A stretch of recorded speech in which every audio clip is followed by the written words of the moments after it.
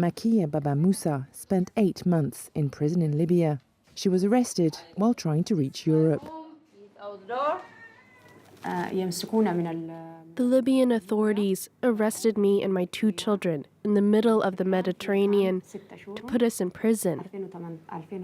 First, the one in Kirin, for the first 6 months from October 2017. I was 1 month pregnant at the time.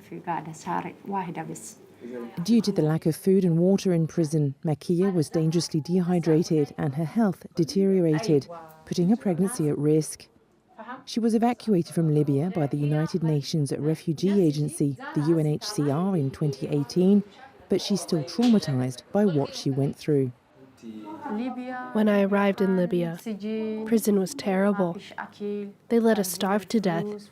To get something from outside, you had to spend a lot of money. To get out of there and get back on the boat to cross, you had to pay for everything at once. Your family can't pay for everything at once.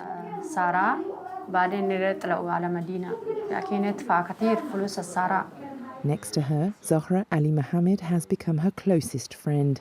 They live together in a mental health support centre for refugees.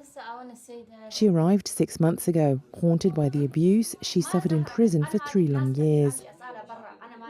In my body now, every time if I see my body, he put me everything. A knife in my legs. He used me like a hash trick. He put me in a, secret. Zara is suffering from post-traumatic shock. Her friend Makia has developed bipolar disorder after her detention and is receiving treatment. The 2 women support each other. In 2018, when I arrived, I just wanted to leave like Zahra. I didn't want to hear anything. I just wanted to leave, and that's why I had all of these mental problems. I don't want Zahra to go through what I went through. I'm afraid that the same thing will happen to Zahra, and she'll get sick like me. Both of them benefited from the emergency transfer mechanism, a program set up by the UNHCR to evacuate migrants trapped in Libya to Niger. The Nigerian authorities grant them refugee status so they can then request to be resettled in Europe or North America. All of them want to leave Africa. I want to go. I don't know where, but I want to go. I want to learn. I want to look my family. Where are they? I don't know. They are alive. They are dead. I don't know. Before the COVID-19 pandemic, more than 90% of refugees evacuated from Libya under the evacuation program left Niger within a year. But others remained stuck in Niamey for several years, a weight that takes its toll on the mental health of refugees. In psychiatry, there isn't always a cause for mental illness, but rather triggering factors.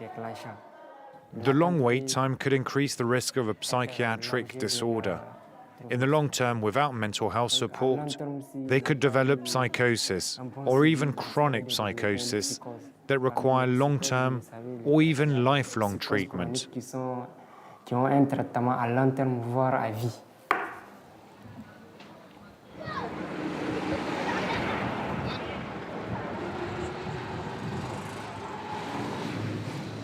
As an administrative officer for the UN Refugee Agency, Julie Sadler processes the files of refugees seeking to be resettled. The applications are successful 9 times out of 10, but applicants often don't understand the reasons for delays or refusals. Please give us as many information as you know, but if there's something you don't remember, it's no problem. Just let me know I don't remember and it's okay. And to be very clear from the start that this is not something that happens from one day to the next. So they know this from the first day they arrive, and they are informed of how long the procedure normally takes, knowing that each case is different. So it always depends on individual cases, which ones take longer, and then it also depends on the country, because it's the resettlement country that decides if a person is accepted or not.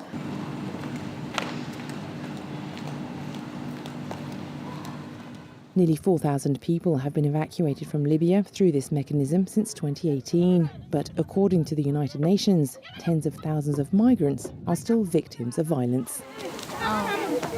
Oh, Baba.